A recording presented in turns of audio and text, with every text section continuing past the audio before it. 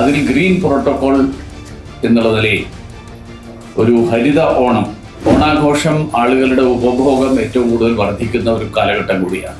ഖരമാലിന്യ ഉൽപാദനം സാധാരണ ദിവസങ്ങളെ അപേക്ഷിച്ച് 30 മുതൽ 40% വരെ കൂടുതലാകുന്ന ഒരു കാലഘട്ടമാണ് ഓണാഘോഷം എന്നാണ് കണക്കുകൾ സൂചിപ്പിക്കുന്നത്. ഏറ്റവും കുറച്ച് മാലിന്യം ഉൽപ്പാദിപ്പിക്കുന്ന തരത്തിലുള്ള ഒരു സാഹചര്യം ഉണ്ടാക്കുക എന്നുള്ളതാണ് ഗ്രീൻ പ്രോട്ടോകോൾ കമ്മിറ്റി മുന്നോട്ട് വെച്ചിട്ടുള്ള ആശയം.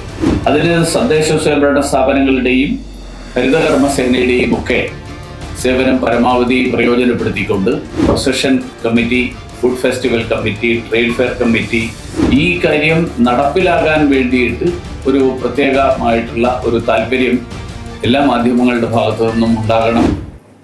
ഈ വർഷത്തെ ഓണാഘോഷം അതിൻ്റെ തയ്യാറെടുപ്പുകൾക്ക് വേണ്ടിയിട്ട് ആദ്യ ഘട്ടം എന്നുള്ള നിലയിൽ ബഹുമാന്യനായിട്ടുള്ള മുഖ്യമന്ത്രിയുടെ അധ്യക്ഷതയിലും അതിനുശേഷം ബഹുമാന്യനായിട്ടുള്ള ടൂറിസം വകുപ്പ് മന്ത്രിയുടെ അധ്യക്ഷതയിലും ആണ് ആദ്യ യോഗങ്ങൾ നടന്നത്. അതിൻ്റെ അടിസ്ഥാനത്തിൽ വിവിധ സബ് കമ്മിറ്റികൾ രൂപീകരിച്ചുകൊണ്ട് ഓണാഘോഷം ഏറ്റവും ആഘോഷപൂർവ്വം, ഏറ്റവും ഭംഗിയായി മുഴുവൻ ജനങ്ങളുടെയും പങ്കാളിത്തത്തോടുകൂടി നടത്താൻ വേണ്ടിയിട്ടുള്ള തയ്യാറെടുപ്പുകൾ നടന്നുകൊണ്ടിരിക്കുകയാണ്. അതിൽ വിവിധ കമ്മിറ്റികൾക്ക് രൂപം നൽകിയിട്ടുണ്ട്. ജില്ലയിലെ എല്ലാ MLA-മാരും ചെയർമാൻമാരായിട്ടുള്ള കമ്മിറ്റികളാണ് ഇത്തവണ ഈ ഓണാഘോഷത്തിൻ്റെ ഭാഗമായിട്ടുള്ള സബ് കമ്മിറ്റികളുടെ പ്രത്യേകത. അതിൽ സുരക്ഷയുടെ സബ് കമ്മിറ്റി ഒഴിച്ച് ബാക്കിയല്ല. സുരക്ഷയുടെ സബ് കമ്മിറ്റിയുടെ ചെയർമാൻ ബഹുമാനായിട്ടുള്ള DGP ആണ്. ബാക്കി എല്ലാ സബ് കമ്മിറ്റികളുടെയും ചെയർമാൻമാരും MLA-മാരാണ്. അതിൽ ഗ്രീൻ പ്രോട്ടോകോൾ എന്നുള്ള നിലയിൽ ഒരു ഹരിത അങ്ങനെയുള്ള ഒരു ഓണം നടപ്പിലാക്കാൻ വേണ്ടിയിട്ടുള്ള ഒരു സബ് കമ്മിറ്റി എന്നുള്ള നിലയിലാണ്, ആ സബ് കമ്മിറ്റിയുടെ ചെയർമാൻ എന്നുള്ള നിലയിലാണ് ഞാൻ ഇന്ന് നിങ്ങളെ കാണുന്നത്. നേരത്തെ ഇവിടെ പരിചയപ്പെടുത്തിയതുപോലെ അതിൻ്റെ കൺവീനർ ശുചിത്വ മിഷൻ്റെ MD ആയിട്ടുള്ള ശ്രീ ബിനു ഫ്രാൻസിസ് IAS ആണ്. 2 ഉപാധ്യക്ഷന്മാർ, വൈസ് ചെയർമാൻമാർ ഈ കമ്മിറ്റിക്കുണ്ട്. ഒന്ന് നഗരസഭയുടെ ആരോഗ്യ സ്റ്റാൻഡിംഗ് കമ്മിറ്റിയുടെ ചെയർമാനായിട്ടുള്ള ശ്രീ MR ഗോപൻ, 2 ട്രിഡയുടെ മുൻ ചെയർമാനായിട്ടുള്ള ശ്രീ PK വേണുഗോപാൽ. അദ്ദേഹത്തിന് ഇന്ന് എത്തിച്ചേരാൻ കഴിഞ്ഞിട്ടില്ല. അപ്പോൾ ഈ ഓണാഘോഷം എന്ന് പറയുമ്പോൾ സ്വാഭാവികമായും കലാപരിപാടികളും ബാക്കിയൊക്കെ ഉണ്ടെങ്കിലും ഓണാഘോഷം ആളുകളുടെ ഉപഭോഗം ഏറ്റവും കൂടുതൽ വർദ്ധിക്കുന്ന ഒരു കാലഘട്ടം കൂടിയാണ്. അതിൻ്റെ ഫലമായിട്ട് ഏതാണ്ട് ഖരമാലിന്യ ഉൽപാദനം സാധാരണ ദിവസങ്ങളെ അപേക്ഷിച്ച് 30 മുതൽ 40% വരെ കൂടുതലാകുന്ന ഒരു കാലഘട്ടമാണ് ഓണാഘോഷം എന്നാണ് കണക്കുകൾ സൂചിപ്പിക്കുന്നത്. അതുകൊണ്ട് നമ്മൾ നേരിടുന്നൊരു വളരെ ഗൗരവമുള്ള ഒരു വിഷയമാണ് മാലിന്യ നിർമ്മാർജ്ജനം എന്നുള്ളത്. അതിനു വേണ്ടിയിട്ട് ഈ ഓണാഘോഷക്കാലത്ത് ശാസ്ത്രീയമായിട്ടുള്ള നടപടികൾ സ്വീകരിക്കുകയും അതിലൂടെ മാലിന്യ നിർമ്മാർജ്ജനം ഫലപ്രദമായിട്ട് നടപ്പിലാക്കാൻ ശ്രമിക്കുകയും ചെയ്യുക എന്നുള്ളതാണ് ഈ ഗ്രീൻ പ്രോട്ടോകോൾ കമ്മിറ്റിയുടെ ചുമതല. അപ്പോൾ അതിനു വേണ്ടിയിട്ട് വിവിധ സബ് കമ്മിറ്റികൾ, ആ സബ് കമ്മിറ്റികളുടെ സഹകരണത്തോടുകൂടി ഏറ്റവും കുറച്ച് മാലിന്യം ഉൽപ്പാദിപ്പിക്കുന്ന തരത്തിലുള്ള ഒരു സാഹചര്യം ഉണ്ടാക്കുക എന്നുള്ളതാണ് ഗ്രീൻ പ്രോട്ടോകോൾ കമ്മിറ്റി മുന്നോട്ട് വെച്ചിട്ടുള്ള ആശയം. പ്രത്യേകിച്ച് ഒറ്റത്തവണ ഉപയോഗിക്കുന്ന പ്ലാസ്റ്റിക്, തെർമോകോൾ, അതുപോലെ നിരോധിതമായിട്ടുള്ള ഡിസ്പോസിബിൾ ഉൽപ്പന്നങ്ങൾ, പ്ലാസ്റ്റിക് ക്യാരി ബാഗുകൾ, ഇതൊക്കെ ഒഴിവാക്കിക്കൊണ്ട് അതോടൊപ്പം സ്ഥിരമായിട്ട് ഉപയോഗിക്കാൻ കഴിയുന്ന, വീണ്ടും പുനരുപയോഗം സാധ്യമാകുന്ന വസ്തുക്കൾ അത് കൂടുതൽ ഉപയോഗിക്കുന്ന തരത്തിലുള്ള പരിപാടികൾക്ക് നേതൃത്വം നൽകുക, അത് ആസൂത്രണം ചെയ്യുക എന്നുള്ളതാണ് നമ്മൾ ഈ ഓണാഘോഷത്തിൻ്റെ ഭാഗമായിട്ട് മുന്നോട്ട് വെക്കുന്ന ആശയം. അതുപോലെ ജൈവം, അജൈവം, സാനിറ്ററി, പ്രത്യേക മാലിന്യങ്ങൾ ഇങ്ങനെ തിരിച്ചുകൊണ്ട് ഉറവിടത്തിൽ തന്നെ തരംതിരിക്കാൻ കഴിയുന്ന തരത്തിലുള്ള ഒരു സംസ്കാരം വളർത്തിയെടുക്കാൻ വേണ്ടിയിട്ടുള്ള ഒരു ശ്രമം കൂടി നടത്തണം എന്നാണ് ഞങ്ങൾ ആലോചിക്കുന്നത്. അതിന് തദ്ദേശ സ്വയംഭരണ സ്ഥാപനങ്ങളുടെയും ഹരിതകർമ്മസേനയുടെയും ഒക്കെ സേവനം പരമാവധി പ്രയോജനപ്പെടുത്തിക്കൊണ്ട്, കാരണം ഇത്തരത്തിലുള്ള കാര്യങ്ങൾ നടപ്പിലാകണമെങ്കിൽ ഒരു കമ്മിറ്റി തീരുമാനമെടുത്തത് കൊണ്ട് ഇതെല്ലാം നടപ്പിലാവില്ല എന്ന് നമുക്ക് എല്ലാവർക്കും അറിയാം. നടപ്പിലാകണമെങ്കിൽ അതത് പ്രദേശത്തുള്ള ജനങ്ങൾ, ആ ജനങ്ങളുടെ ഇടയിൽ പ്രവർത്തിക്കുന്ന വിവിധ സാമൂഹ്യ സന്നദ്ധ സംഘടനകൾ, റെസിഡൻസ് അസോസിയേഷനുകൾ ഉൾപ്പെടെയുള്ള സംഘടനകൾ, അപ്പോൾ ഇങ്ങനെയുള്ള സംഘടനകളുടെ എല്ലാവരുടെയും പങ്കാളിത്തം ആവശ്യമാണ്. ഇത് നടപ്പിലാക്കുന്ന തദ്ദേശ സ്വയംഭരണ സ്ഥാപനങ്ങൾ, തിരുവനന്തപുരം കോർപ്പറേഷൻ മാത്രമല്ല, നമ്മുടെ ജില്ലാ പഞ്ചായത്തിൻ്റെയും വേദിയായിട്ട് മാറുന്ന എല്ലാ നഗരസഭകളും ഗ്രാമപഞ്ചായത്തുകളും, അങ്ങനെയുള്ള പഞ്ചായത്തുകളുടെയൊക്കെ സഹകരണം, അവരുടെയൊക്കെ പങ്കാളിത്തത്തോടുകൂടി മാത്രമേ ഇത് നടപ്പിലാക്കാൻ കഴിയുള്ളൂ. അപ്പോൾ അതിന് വളരെ വിശദമായിട്ടുള്ള ഒരു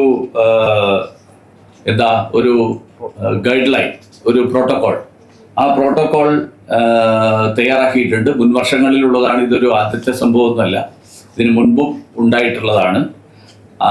ഓരോ വർഷവും ഉണ്ടാകുന്ന പുതിയ പുതിയ സാഹചര്യങ്ങൾ മുൻകൂട്ടി കണ്ടുകൊണ്ട് അതിൻ്റെ അടിസ്ഥാനത്തിൽ എങ്ങനെയൊക്കെ അതിൽ ഏതൊക്കെ തരത്തിലുള്ള മാറ്റങ്ങൾ വരുത്തേണ്ടത്, ഏതൊക്കെ തരത്തിലുള്ള പുതിയ കാര്യങ്ങൾ ആഡ് ചെയ്യേണ്ടതുണ്ട് എന്ന് ചർച്ച ചെയ്തതിൻ്റെ അടിസ്ഥാനത്തിലാണ് ഈ വർഷത്തെ ഈ ഒരു പ്രോട്ടോകോളിൻ്റെ ഗൈഡ് ലൈൻസ് ഉണ്ടാക്കിയിട്ടുള്ളത്. പ്രധാനമായിട്ടും 4-5 കമ്മിറ്റികൾ: procession committee, food festival committee, trade fair committee, infrastructure committee, അതുപോലെ മീഡിയ ആൻഡ് പബ്ലിസിറ്റി കമ്മിറ്റി. ഈ കമ്മിറ്റികളുടെ കൂടി സജീവമായിട്ടുള്ള പങ്കാളിത്തം, ആ സജീവമായിട്ടുള്ള പങ്കാളിത്തത്തോടു കൂടിയാണ് ഈ ഗ്രീൻ പ്രോട്ടോകോൾ നടപ്പിലാക്കാൻ വേണ്ടിയിട്ട് ശ്രമിക്കാൻ ഞങ്ങൾ ആഗ്രഹിക്കുന്നത്.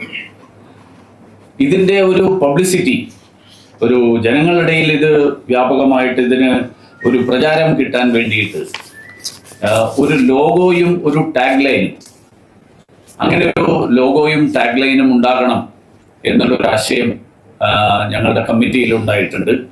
അതനുസരിച്ചിട്ടുള്ള തീരുമാനം ഉണ്ടായിട്ടുണ്ട്.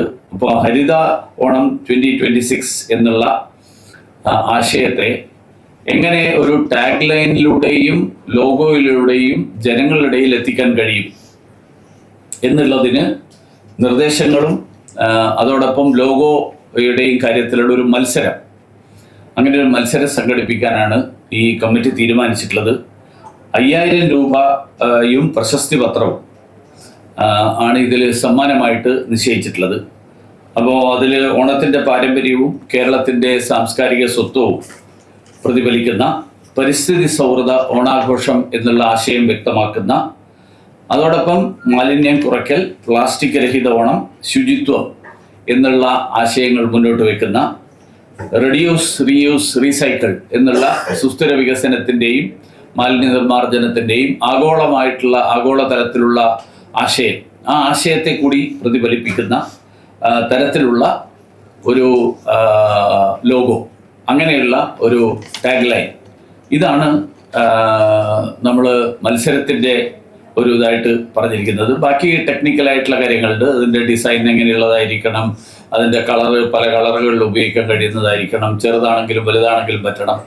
അപ്പോൾ ഇങ്ങനെയുള്ള കാര്യങ്ങളൊക്കെ വെച്ചുകൊണ്ട് ഞങ്ങൾ ഓൾറെഡി ഇത് പബ്ലിഷ് ചെയ്തിട്ടുണ്ട്. നിങ്ങൾക്ക് എല്ലാവർക്കും പ്രസ് റിലീസായിട്ട് 2-3 ദിവസങ്ങൾക്ക് മുൻപ് തന്നെ തന്നിരുന്നു. 31-ാം തീയതിക്കകം നമുക്കിതിൻ്റെ ലോഗോ കിട്ടാനുള്ള, ഈ മത്സരത്തിന് എൻട്രികൾ അയക്കാനുള്ള അവസാന തീയതിയായിട്ടാണ് നമ്മൾ പ്രഖ്യാപിച്ചിട്ടുള്ളത്. അതനുസരിച്ചിട്ട് അത് സെലക്ട് ചെയ്ത് ഐഡൻറ്റിഫൈ ചെയ്തതിന് ശേഷം അതെല്ലാ സ്ഥലങ്ങളിലും, എല്ലാ പ്രചരണ പ്രവർത്തനങ്ങളിലും അത് ഉപയോഗിക്കുക എന്നുള്ളതാണ് ഉദ്ദേശിച്ചിട്ടുള്ളത്.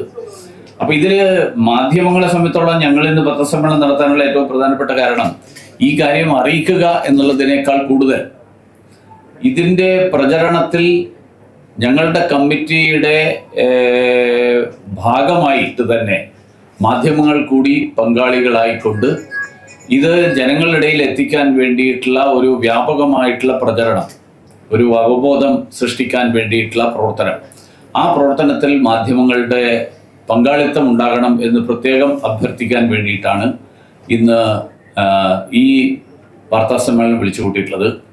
അറിയിക്കുക എന്നുള്ളതിനോടൊപ്പം തന്നെ, അല്ലെങ്കിൽ അതിനേക്കാളേറെ പ്രാധാന്യം ഞാൻ പ്രത്യേകമായിട്ട് ഇന്നിവിടെ ഈ വാർത്താസമ്മേളനത്തിൽ പങ്കെടുക്കുന്നവരോട് പ്രത്യേകമായിട്ട് അഭ്യർത്ഥിക്കുന്നു. ഞങ്ങൾ എല്ലാ മാധ്യമ സ്ഥാപനങ്ങൾക്കും പ്രത്യേകമായിട്ട് കത്ത് അയച്ചിട്ടുണ്ട്.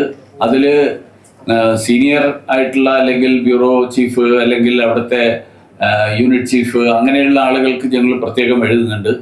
ഓരോ മാധ്യമത്തിൻ്റെയും ഭാഗത്തു നിന്ന് ഈ കാര്യം നടപ്പിലാകാൻ വേണ്ടിയിട്ട് ഒരു പ്രത്യേകമായിട്ടുള്ള ഒരു താല്പര്യം എല്ലാ മാധ്യമങ്ങളുടെ ഭാഗത്തു നിന്നും ഉണ്ടാകണം എന്ന് പ്രത്യേകമായിട്ട് അഭ്യർത്ഥിക്കുകയാണ്. കാരണം നമുക്കറിയാം, ഈ ഘോഷയാത്ര നടന്നു കഴിഞ്ഞ് അതിനുശേഷം നമ്മുടെ നഗരം മുഴുവൻ ഉപയോഗിച്ച പ്ലാസ്റ്റിക് കുപ്പികളും അതുപോലെയുള്ള മാലിന്യങ്ങളും ഒക്കെ ആയിട്ട് നിറഞ്ഞു നിൽക്കുന്ന ഒരു സ്ഥിതി. ആ സ്ഥിതി നമുക്ക് തിരുവനന്തപുരത്തിൻ്റെ സ്നേഹിക്കുന്ന ആർക്കും ഭൂഷണമായിട്ടുള്ളൊരു കാര്യമല്ല. അപ്പം അങ്ങനെ ഒരു സാഹചര്യം ഉണ്ടാകാതിരിക്കാൻ വേണ്ടിയിട്ട് എല്ലാവരുടെയും ഒരുമിച്ചുള്ള ഒരു കൂട്ടായിട്ടുള്ള ആ പരിശ്രമം ആവശ്യമാണ്. അതുകൊണ്ടാണ് ഇന്നത്തെ ഈ പത്രസമ്മേളനത്തിൻ്റെ പ്രത്യേകമായിട്ടുള്ള പ്രാധാന്യം ഞാൻ ഊന്നി പറയാൻ ആഗ്രഹിക്കുന്നത്. അപ്പോൾ അതുകൊണ്ട് ഇതാണ് ഇന്നത്തെ പത്രസമ്മേളനത്തിൻ്റെ പ്രധാനപ്പെട്ട ഉദ്ദേശം. ബാക്കി വിശദാംശങ്ങൾ നോട്ട് എല്ലാവർക്കും സർക്കുലേറ്റ് ചെയ്യുന്നുണ്ടാവും. നമ്മൾ വളരെ വിശദമായിട്ട് ഞാനത് മുഴുവൻ വായിക്കാനോ അല്ലെങ്കിൽ അത് മുഴുവൻ വിശദീകരിക്കേണ്ട ആവശ്യമില്ല. നിങ്ങൾക്ക് എല്ലാവർക്കും അറിയുന്ന കാര്യങ്ങളാണ്.